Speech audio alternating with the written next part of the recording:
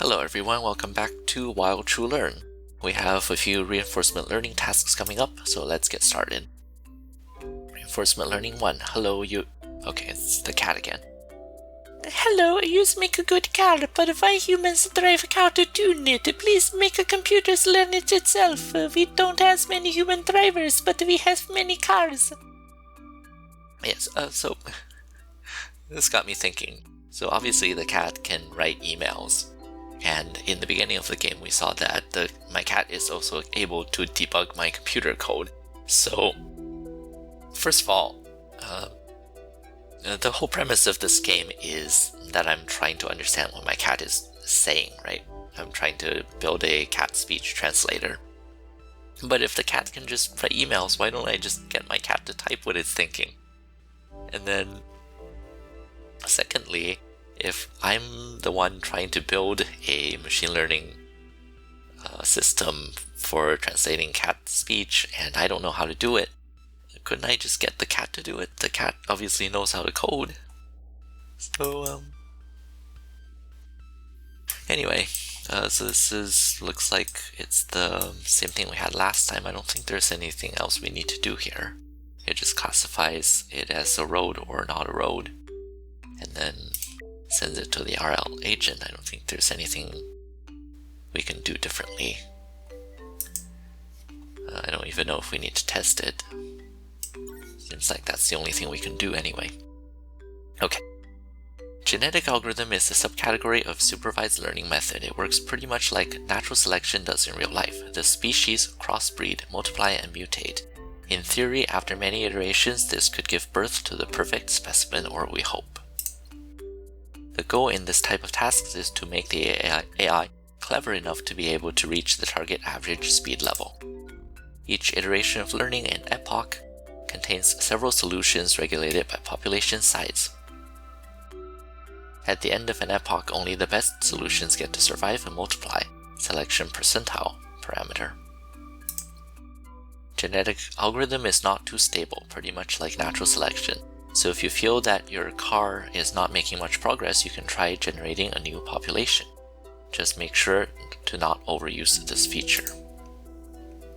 Okay, so we have a couple of parameters. Percentage of selection improves descendants diversity, and population size improves AI learning stability, reduces learning speed. Okay, so yeah, population size is essentially how many different cars are being driven. Each car in the population is going to have a different strategy for how it navigates the road. And so if we set it to 30, essentially it means we're trying 30 different strategies at the same time, and we're trying to look for the best ones. The best one is evaluated by the average speed. And then percentage of selection means if we set it to 20%, what it means is out of the 30 strategies that we try, we take the top performing 20% and then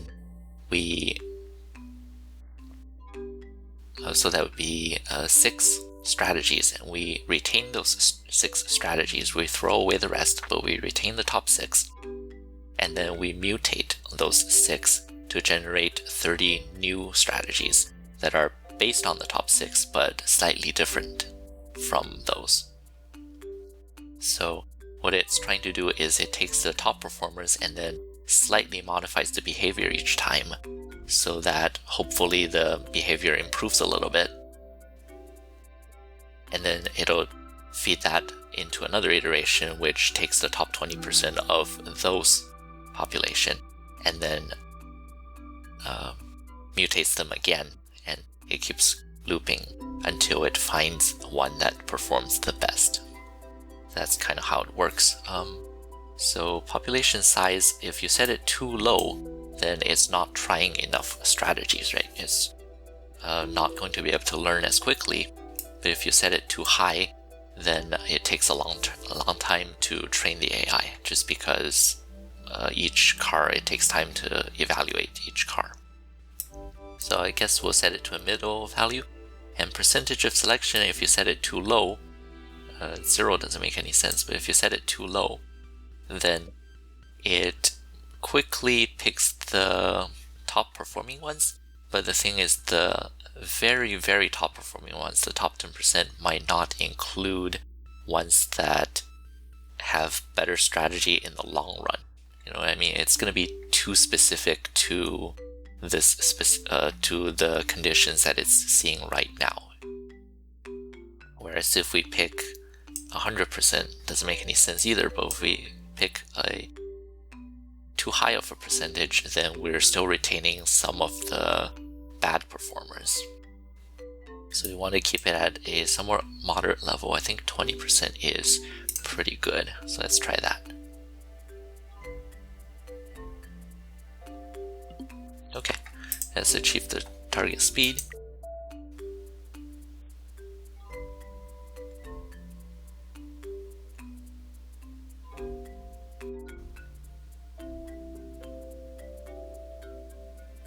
Okay, got to 56.9, that's pretty okay. Let's release. Alright, next one, another reinforcement learning task. Hello, thanks for making car. Can you please improve the car now? It's making mistakes when too many cars on road. Okay, so I guess the same setup. I guess we'll just have this and tune it. Okay, mutations. At the end of an epoch, solutions can mutate. The probability of this is regulated by species mutation probability parameter. When a solution mutates, several genes from its chromosomes are selected and altered. This process is regulated by gene mutation probability parameter. Okay, so we were talking about how each iteration we take the top 20% and then we mutate them, right? So these parameters are going to affect how many mutations we're going to see. So the species mutation probability prevents AI stagnation is going to say how many of the 20% that we keep are going to mutate with a different behavior. So if we set it to a really low number, that means out of the 20% we pick, only 5% will try a new strategy. And that's too low because we want essentially we want more strategies to be explored. If we set it too low, then it's basically going to try the same thing again and again and again, and it doesn't help it improve in any way. Whereas if we set the species mutation probability too high, then the problem with that is 100% means literally every single member of the top 20% that we pick is going to change. And we don't want that because it's possible that we already have the best performing one. And if we mutate it again, then it's going to change back into a not so good performing one. So we want to set it to something like 50% so that half of them will retain the old strategy and half of them will try a new strategy. Now the gene mutation probability, it affects how drastically the behavior will change. So for one that has chosen to try a new strategy, the strategy contains many aspects, right? It has what happens when there's no car on the road, what happens if it does see a car in front, what happens when it's going at 50 miles per hour, what happens when it's going at 60 miles per hour. There's a lot of parameters, and all of these parameters that go into its driving behavior are controlled by these genes. So the gene mutation probability says how much of its behavior is going to change for each mutation. So if we set it to a really low number, that means it's not going to change its behavior at all. If we set it to 100%, it means it's going to totally throw away what it has learned before, and it's going to try something completely new. So neither of those makes sense. I think I want to keep it at a relatively low number so that it adapts slowly. It changes slowly over time. Its behavior is not too volatile. Okay, what's this button? LiDAR settings, field of view customization. You can edit the AI's field of view by adding or removing LiDARs from the slots. Adding more LiDARs will make learning more effective and more expensive as well. Okay, so this one I'm thinking we only need to keep the front one, because if we detect a car over here, or the other way around. If we detect a car over here, then there definitely has to be a car over here, right? The car is bigger than the range of the LiDAR, so it's pointless to have this. If we detect a car here, we already know there's a car in front, and there's nothing that this one can really tell us. So I'm just gonna keep the front one, and then the parameters seem to be okay, so let's try that.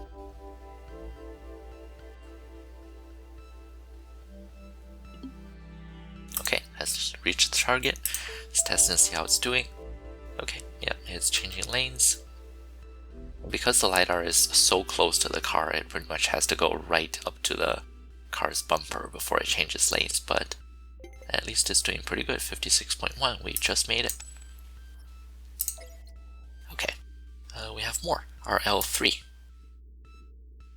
Hello, car drives good even straight, thank yours. But bumps into things from the side and behind, other cars and such. Cats get scared. Can please make cars recognize things from other directions? By the way, my mom has a cat, and it gets scared with any kind of car ride, even the most smooth one, it gets scared. So these are pretty brave cars if they want to, pretty brave cats if they want to ride in self-driving cars. LiDARs. On most levels, you have access to several LiDARs, the front and the side ones. Data from each of them can be processed separately. Okay, Sift again. In the game, processes objects to categorize them as a car or a road border. If a piece of data is not an object, then the data will be corrupted. Okay, so maybe if it's not a car and not a road border, then something random will come out. Cars are sent to the upper slot, road borders go to the lower. Okay. Okay, yeah, we got the front LiDAR and the left and right LiDARs.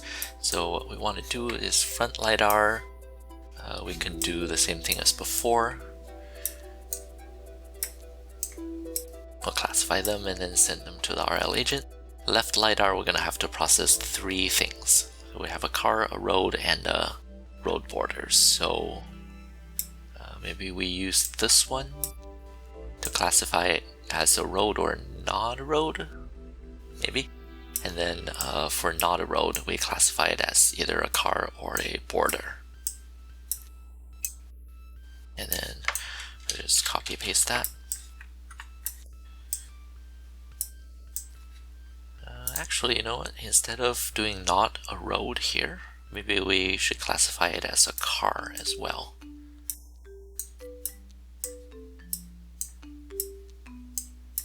So there's not going to be any outputs coming over here because you only have cars and roads from the front LiDAR. But it doesn't matter. We are getting the additional information that it's a car rather than not a road. I think that will help. Test.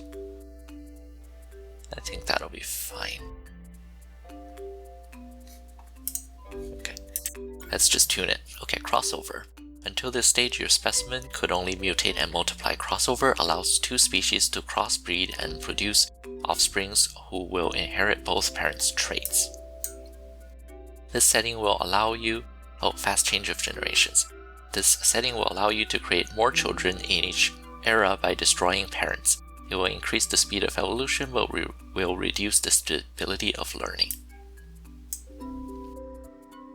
So, crossover, it said it's going to essentially merge the genes from 2 children. So what happens is after we pick our top 20%, it's going to, if we have crossover enabled, it's going to take 2 candidate children, and it's going to take some of the genes from the first one and some of the genes from the second one, and it's going to cross them over. It's going to merge the 2. It's going to merge the 2 sets of genes to create a new child. And so what that's doing is it's saying, well, we already know the first candidate has some good genes because it's performing good in certain ways, and the second candidate also has some good genes because it's performing good in possibly other ways. And if we take some of these and some of these and merge them together, then that could possibly create a child that has mixed good traits from both.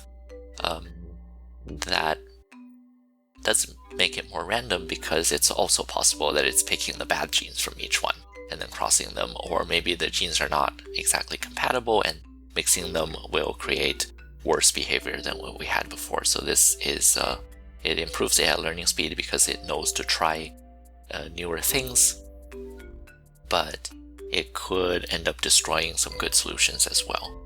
Fast generation change was, it basically destroys all the parents and creates only children, which again makes it more try more new things, but it could also destroy good solutions as well. So I think the parameters are set to what we want it to be. Okay, maybe just train it. Uh-oh. What's going on here? It's no. What's happening? Restore. Okay, let's try resetting it. Except we're gonna change that. Species mutation 50%, gene mutation 5%, and then enable that. A new random seed. Okay, now it's doing something. By the way, I think behind the scenes, the game actually implements a real genetic algorithm behind the scenes. So each time you click evolve and it's doing these simulations, it's actually running the real algorithm depending on the parameters that you're giving it. So it's actually, yeah, it's not just for show. It's not just picking results randomly based on whether your settings are good or bad or anything like that. It's actually running the real algorithm, which is pretty cool.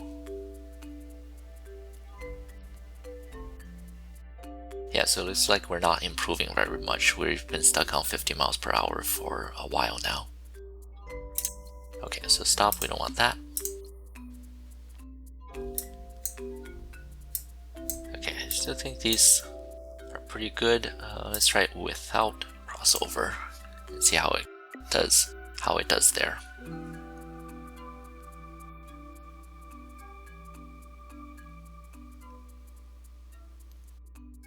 Yeah, so the one thing with genetic algorithms is you have all these parameters to tune, and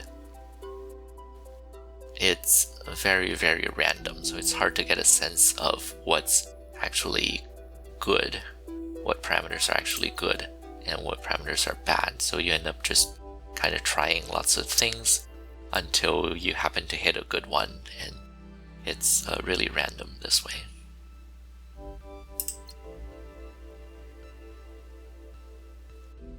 Now it's going at 20 miles per hour. It just decides to hit the brakes because it can't seem to do any better. Yeah, now it's doing 50. It's just changing lanes. Oh. I see. Okay, we need to change the LiDAR. Okay, now we have side. I think this is just too much information. This is not. We don't need any of these. We can keep the ones on the corners and the one in front. But there's no point in trying to detect the car here, because if there is a car here, then it's gonna hit either this corner or this corner. So we have enough information here. We don't need all of these LiDARs. That's giving it too much information, and too much information is just going to confuse it. Okay, let's try enabling these again. Okay. Let's auto evolve. Okay, see, we're doing much better. We're doing 56.79 already. That's much better than we've ever had before.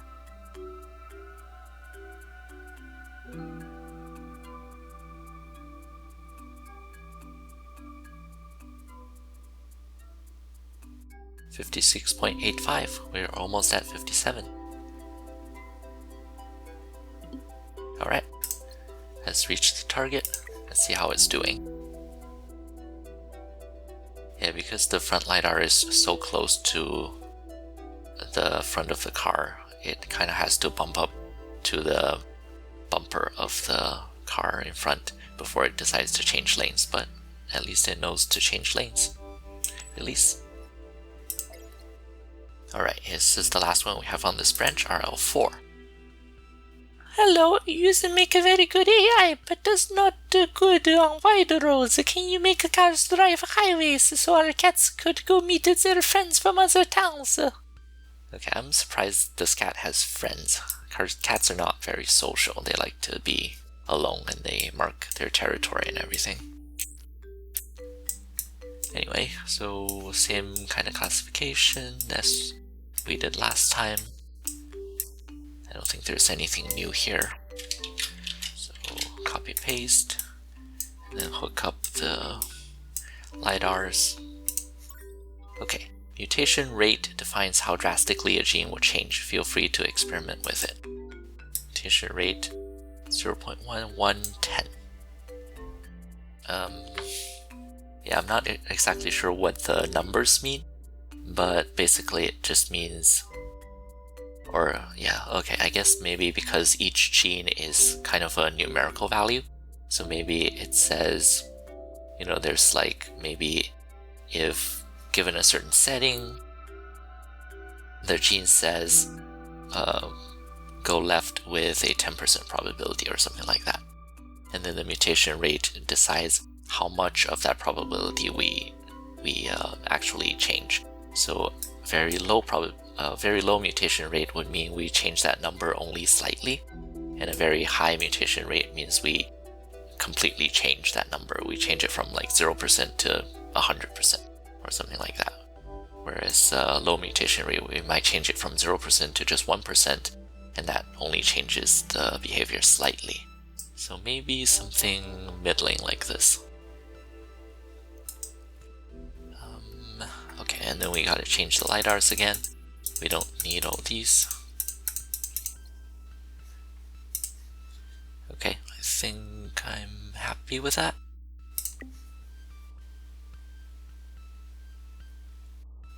Okay, this one really likes changing lanes, but it's not speeding up or slowing down at all. Let's evolve it again. 54.31, we're doing okay, pretty okay so far.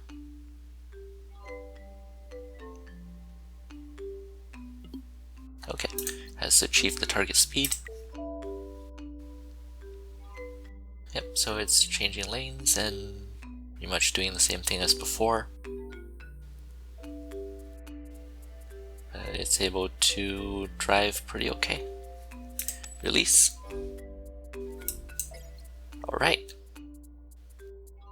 Alright, so in this episode we completed all the reinforcement learning tasks in this branch, and we learned quite a bit about parameters of genetic algorithms. So that's it for the gameplay portion of this episode. Stick around if you want to hear more discussion of my opinion of this part of the game. Otherwise, if you only want to see gameplay, feel free to skip to the next episode. In this episode, we got some hands-on experience tuning parameters of a genetic algorithm. Personally though, I'm not a big fan of how this is presented. So while I played, it might have seemed easy for me, but that's only because I already have experience working with genetic algorithms. So I know what all the parameters do and what are sensible values to set them to. But for someone with no background knowledge, the little blurb that it shows to explain each parameter, I just don't think it's enough. It only gives a very, very high level overview of what each parameter does, but it doesn't really give you any sense of what happens if it's set too high or too low, what's even a normal value for each parameter, and so on. For somebody who doesn't already know this stuff, these will just look like random bunch of numbers without any context, and it'll be really hard to understand what each thing actually does. The other thing I don't like is how there's very little feedback for why your model is working well or not working well. Pretty much when you play this, the only thing you can do is test it, and then all you can see is the speed of your car. But say you set the parameters one way and you get bad results, how are you supposed to figure out what needs to change? Which parameter is responsible for the bad performance? I feel like if you didn't already know what you're doing here, then it's really easy to get completely lost, and then the only thing you can do is try random combinations of parameters until something finally works, which is a terrible way to learn, in my opinion. So I wish the game could have presented the inner workings of genetic algorithms better and let you see more directly what the effects of each parameter are. Genetic algorithms are actually really cool, and I'd even say it's one of the more intuitive AI techniques out there. It's just a shame that the game presents it in such an opaque way. For this reason, I might do a follow-up episode after this to show how genetic algorithms really work in a more visual way, because I think it's a fascinating thing to learn, and it's a really accessible way to see how AI works in action. So that's it for this video. Hope you enjoyed, and see you next time.